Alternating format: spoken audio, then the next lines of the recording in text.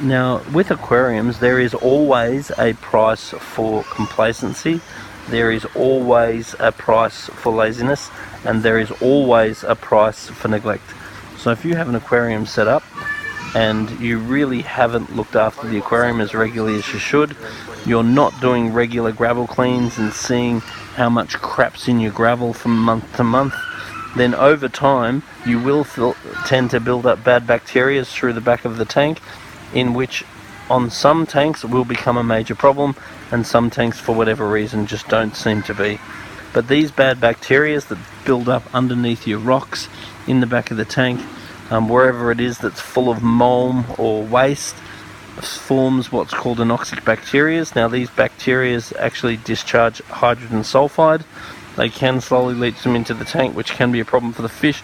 But the main time that's a problem is when you, or someone like me, decides to clean your tank up, and then we clean everything up and we release all these gases. When we release all these gases, it can kill the fish, or it can kill the fish over time.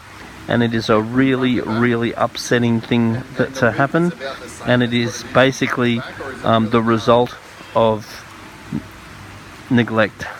So I really recommend that you try and do monthly water changes on your tank. You get the gravel cleaner in everywhere you can and try and suck all the crap out of your aquarium.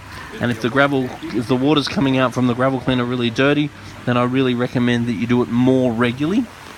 The other thing is, it's really worth using aquarium detox, particularly if you know you're not doing the servicing you should.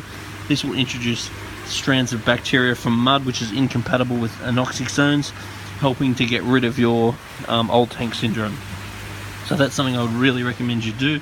The other thing I would recommend you do as well is, before, during and after doing any sort of cleanup on a tank that may have been neglected, I would add some polyfooter, because polyfooter may help to remove any of the hydrogen sulfide or various gases which may be released as a result of those dead spots, as a result of the old tank syndrome, as a result of the neglect. Anyway, put a comment on the bottom of this video and tell us any experiences you've got.